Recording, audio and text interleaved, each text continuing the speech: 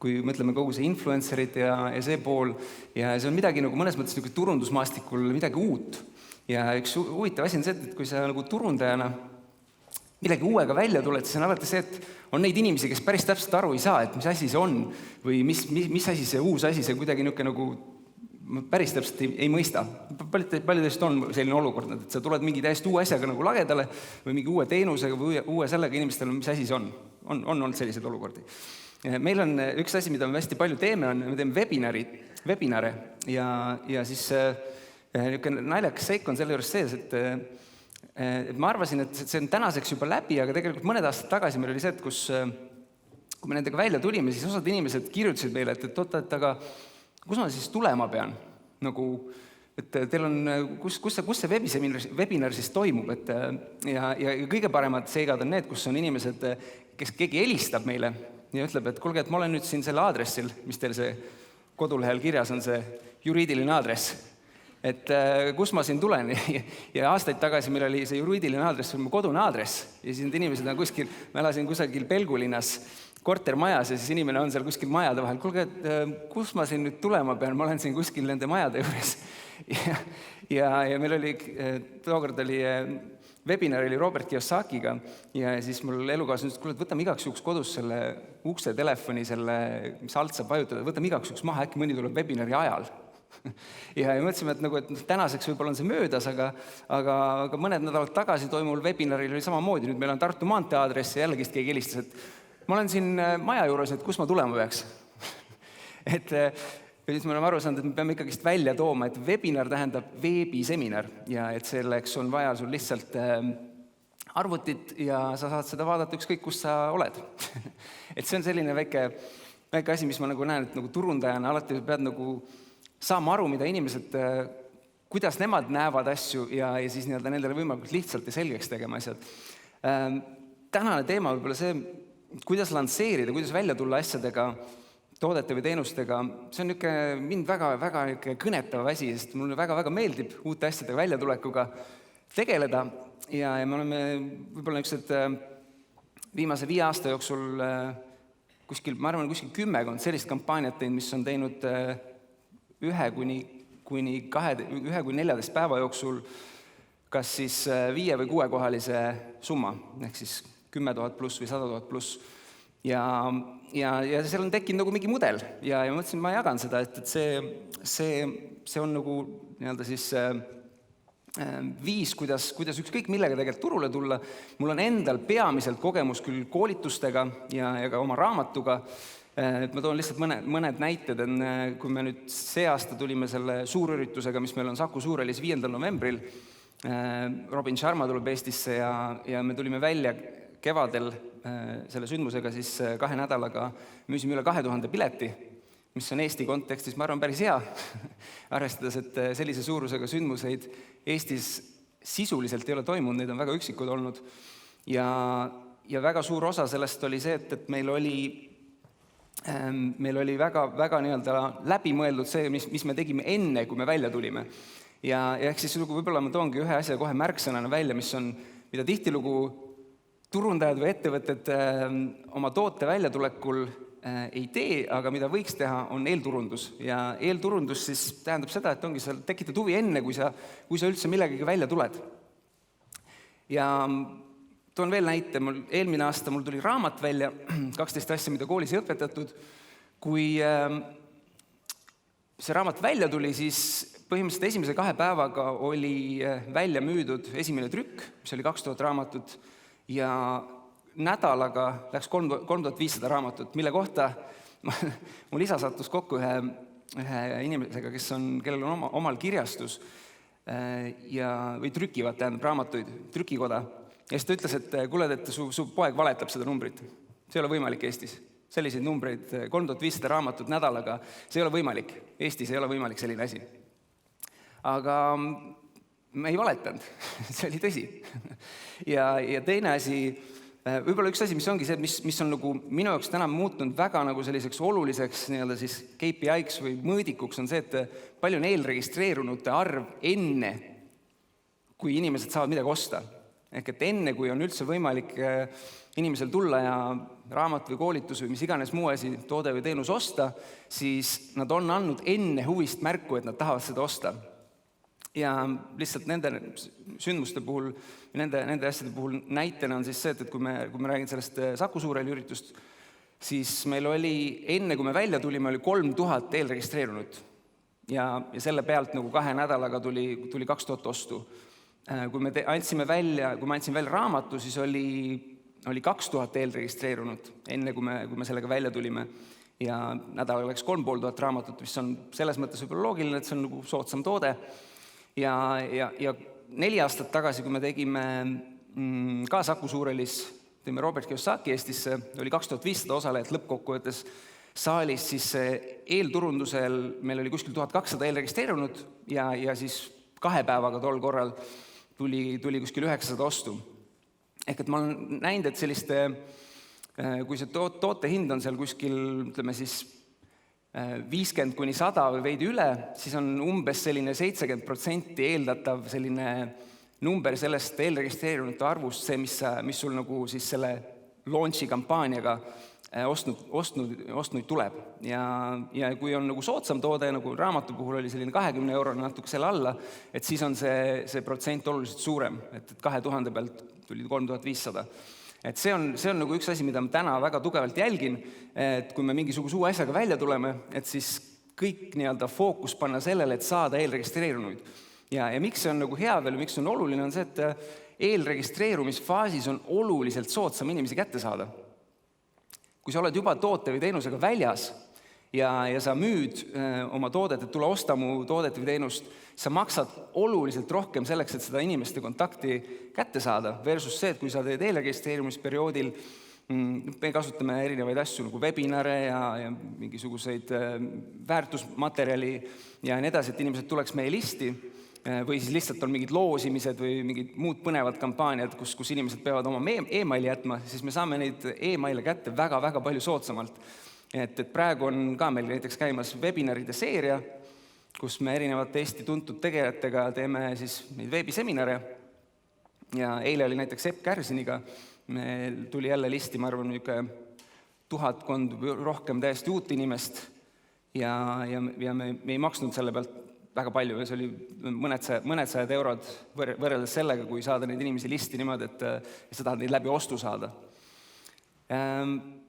Mis võib-olla veel oluline on see, et kui mõelda nüüd nagu, mis selle nagu toimima paneb, või mõtlesin, ma jagan nagu niisugust 5 sammu, kuidas nagu sellist müüki ja turundust üldse ühendada, mis ma olen nagu sellise viimase 5 aasta, kus ma peamiselt sellist turundustegevusi ja tegelikult ka varem olen teinud ja mis ma olen nagu näinud, et kuidas neid asju ühendada niimoodi, et sa alustad turundusest ja lähed nagu müügile üle niimoodi, et see on ikka nagu sujuv ja 5 sammu ja tegelikult korra veel selle eelmise asja juurde tagasi tulles, et siin mainiti jällegi neid influencereid ja kõike muud, et jällegi eelturunduses või eelregistreerumise faasis on oluliselt soodsam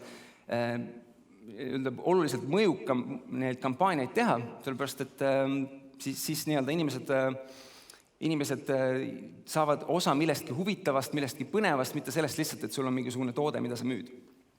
Aga kui need 5 sammu nüüd korra läbi käia, siis esimene on see, et uuri välja probleemid ja soovid.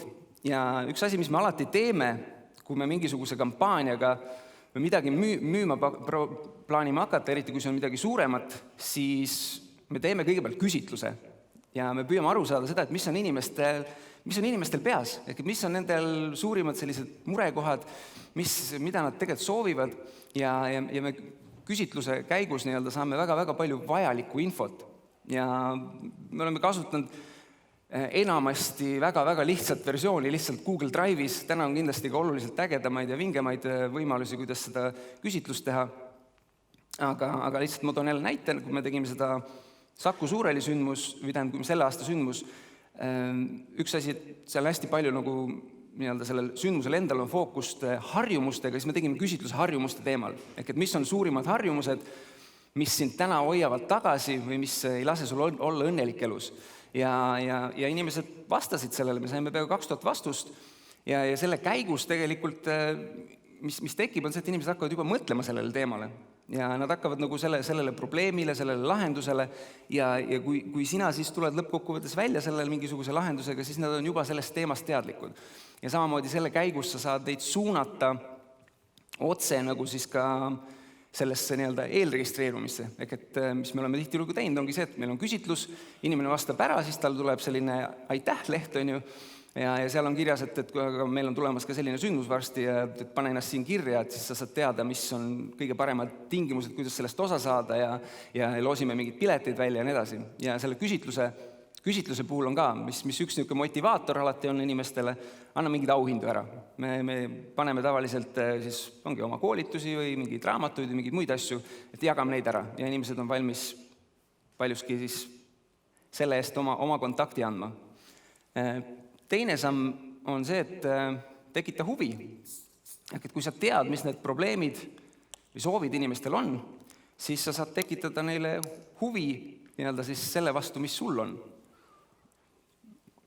Ja läbi selle, et sa lahendad nende siis neid probleeme ja annad neile seda, mida nad soovivad.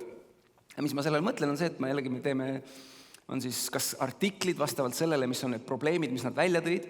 Ja sest veel üks hästi oluline asi, miks neid küsitlusi teha, on see, et üks asi, sa saad teada, et mis need probleemid ja soovid on, aga mis sa veel saad teada, on see, et millises keeles nad räägivad sellest. Et kuidas nad räägivad sellest oma probleemist või kuidas nad räägivad sellest, mis on nende soov. Ja ma toon lihtsalt ühe niisuguse näite, et me kunagi tegime finantsvabaduse teemal ühe küsitluse ja kui ma korra küsin teid, mis te arvate, kui inimesed tahavad finantsvabadus, mis on see, mida nad soovivad? Et kui ma tahaks finantsvabadust selleks, et tahaks aega, mis veel? Vabadust, mis veel? Reisida. Et see reisida tegelikult ongi väga nagu, tundub juba loogiline, et inimesed tahavad reisida, aga üks märksõna, mis tuli välja eraldi, oli see, et tahaks reisida ümber maailma. Ja see tuli nagu päris mitmetel inimestel välja.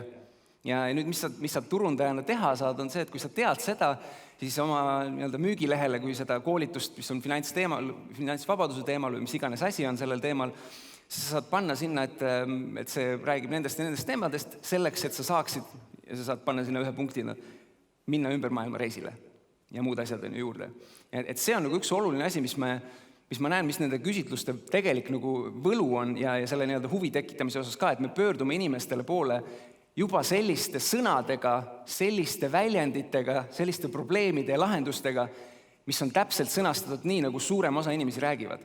Ja me tegime seesama harjumuste küsitlus, selle põhjal tuli välja, ma küsin jälle testin teie peal, et paljud teist tunnevad vahest, et sul on nagu üks harjumus, mis sind tagasi hoiab, on see, et sa natuke endas kahtled või et sul enesekindlusega probleeme. Vahest, mitte alati, paljudel on see. Paljud teist tunnevad, et vahest sa jääd mugavustsooni kinni. Mugavustsoonis oled liiga. Paljud teist tunnevad, et mis see üks veel, paljud teist vahest tunnevad seda, et te lükkate mingeid olulisi asju edasi, mida sa tead, sa peaks ära tegema. Kuidas kõikidele küsimustele umbes 70% või rohkem vastavad, ma ei saa aru? Kus ma tean seda? Need on küsitlusest välja tulnud, inimesed ise ütlesid. Ja nüüd on see, et ma tegin näiteks ühe online kursuse, mis ma ise tegin ja mis me panime nii-öelda boonuseks juurde sellele Saku Suurhalli sündmusele, kõik, kes tulevad. Selle online kursuse nimi on Usu endasse. Huvitav, miks selline nimi? Ma ei tea, mul kuskilt tuli. Ja see usu endasse räägib 5 peamisest teemast. Esiteks on see, et kuidas otsustamatus muuta otsusteks, kuidas endas kahtlemine muuta tegutsemiseks, kuidas hirm muuta elevuseks, kuidas siis mugavustsoonis püsimine muuta asjade ärategemiseks ja kuidas siis asjade edasilükkamine muuta ärategemiseks ja kuidas mugavustsoonis püsimine muuta selleks, et sa arened ja liigud edasi. Ja kõik need 5 teemat olid nagu asjad, mis käisid sellest küsitlusest läbi kõige rohkem. Et sellel teemal nii pikalt peatun, sellepärast, et see on nii oluline, et kui sa saad tekitada inimestes huvi palju lihtsamini. On see siis nagu meie puhul ongi webinarid või mis iganes muud asjad, millega sa siis neid probleeme või asju neil püüad lahendada ja annad neile väärtust. Ja siis järgmise sammul on see, et sa näita lahendust ja see lahendus võikski olla see sinu toode või teenus. Ehk et kui me olime teinud selle harjumuste teemalise küsitluse, me olime aru saanud, mis on need põhilised asjad, siis nüüd, kui me tulime välja selle oma koolitusega, mis on siis Better You nimeline koolitus Saku Suurhallis ja selle nagu siis välja toodud teemad on kõik nagu sisuliselt need asjad, mis sealt küsitlusest tulid. Ehk et nagu, kui sa tuled sinna, siis see aitab sul kõiki neid samu asju, mis ma just rääkisin, neid asju aitab sul parendada. Ehk see on mõnes mõttes nagu lahendus nendele probleemidele ja täpselt selles sõnastuses, mida suurem osa inimesi on välja toonud. Et see on nagu selles mõttes ülimalt oluline, et kui sa paned oma seda nii-öelda kopit või teksti kokku selle müügilehe jaoks või mis iganes, et kui paljudes vahest on nagu see, et mida ma sinna siis panen, neid nagu nurkasid, millest rääkida on nii paljudel on selline olukord vahest. Okay. Ja see on jumala loogiline, sellepärast ongi, et nagu tuleb lihtsalt veel üks tervise teemadel tuleb üks asi. Kunagi tegime ühe küsitluse koos Ott Kiivika ja temaga ja siis seal oli tervise osas oli see, et me küsisime ka, et mis on nagu siis erinevad probleemid ja number 1 asjana tuli välja ikkagi see, et kuidas kaalu langetada. Ja siis me tegime Otiga koolituse, mille nimi oli kaalu langetamise koolitus. Sellepärast, et enamik inimesi ütles, et tahavad kaalu langetada. Et me isegi ei teadnud, mis koolitust me tegema täpselt hakkame. Sisu on enam-vähem põhimõtteliselt sama, aga küsimus on see, mis see pealkiri on. Kas see inimesi tõmbab või mitte. Ja see on nagu see asi, mille järgi see ongi, sa saad kogu oma sisu tegelikult planeerida selle järgi. Et kui sa saad need erinevad probleemid, millest kõige rohkem on räägitud, sa teed kõik artiklid, kõik blogipostitused, videod, veebiseminarid või podcastid või mis iganes asju sa kasutad, sa teed kõik nendel teemadel, mis on need kõige kõnetavamad. Ja samamoodi oli see, kui ma oma raamatu puhul 12 asja, mida koolis ei õpetatud. Ma tean täna väga selgelt, mis on nagu 3 kõige nii-öelda enim välja tulnud teemat nendest 12-st. Sellepärast, et jällegi küsitlusele inimesed ütlesid. Ja sealt tuli välja see, et esimese asjana tegelikult see, et kuidas oma kirge ja kutsumust leida. Millegipärast ma kirjutan nüüd koostöös ühe teise inimesega uut raamatut, mis on just oma kirge ja kutsumuse leidmise ja selle nii-öelda oma tegeliku potentsiaali vääriliselt rakendamise teemadel. Huvitav, miks on ju? Aga siis läheb jälle sama asi käima, et siis me tegime, selle jaoks on jälle tehtud küsitlus, mis uurib just seda poolt, et kuidas selle oma kire ja kutsumuse leidmise osas, mis sind takistab selle osas ja mis sind takistab selle osas, et seda rakendada oma tegeliku potentsiaali vääriliselt. Ja täna, kui raamat tuleb välja kevadel, siis tänaseks hetkeks on 830 inimest eelregistreerunud. Kui vaadata seda arvestust, mis me nagu eelmine kord raamatu tegid, siis võiks tähendada, et umbes 1500 raamatut võiks suuta nädalaga müüa. Võib-olla ei suuda, aga enam-vähem loogika umbes selline on. Ja mis on veel väga olulised asjad selle 5 sammu juures on see, et tee pakkumine, millest on raske keelduda. Et kui eelmine nädal ma olin Äripäeva müügijuhtimise konverentsil, esinesin ja rääkisin sisuliselt samast teemast, ma ei tea, kas keegi oli seal ka või? Päris piinlik või kurb on vaadata ühte sama presentatsiooni 2 korda järjest, ei olnud. Okay. Et siis küsimus tekkis see, et aga miks ma peaks ostma mingisuguse asja, näiteks koolituse puhul, miks ma peaks 8 kuud ette ostma? Et miks sa peaks keegi ostma nii kaua ette? Aga siis vastus on see, et sa teed lihtsalt niivõrd hea pakkumise, millest on raske keelduda. Sest ma tean, et kui me välja tulime sellega, meil olid kliendid ja osad inimesed, kes varem meie sündmustel on käinud, küsisid, kuidas see ei ole võimalik, kuidas see on nagu täiesti hullumeelne diil, mis te pakute ju. Ja me teadlikult tegimegi seda nagu väga nii-öelda piiratud arvule ja piiratud ajaga, mis on tegelikult siis viimane siin punkt, ehk et pane limiit, nii ajaline kui arvuline, ja need toimivad. Et niipea kui on nagu see, et kas neid kohti on ainult selline arv või see, et see parima hinnaga on saadaval asjad 48 tundi või 1 nädal või üldjuhul on see, et me kasutame mõlemaid. Et sul võib nii-öelda nagu koguseliselt võib mõjutada seda, et näiteks oligi selle aasta selle Saku Suurhalli ürituse turunduse puhul, kui me välja tulime, siis ainult eelregistreerunud said tegelikult kõige parema hinnaga piletid osta. Sellepärast, et selleks ajaks, kui nii-öelda avalik müük juba algas, oli koguseliselt see kõige soodsamate piletite arv täis. Ja siis see annab nagu põhjust, et järgmine kord inimesed teavad, et okei, tasub võib-olla eelregistreeruda, tasub kasutada seda võimalust, sest et täna sisuliselt on see pileti hind peaaegu 2 korda kallim, kui see oli siis, kui alguses oli, ja need inimesed on saanud nii-öelda väga suure eelise.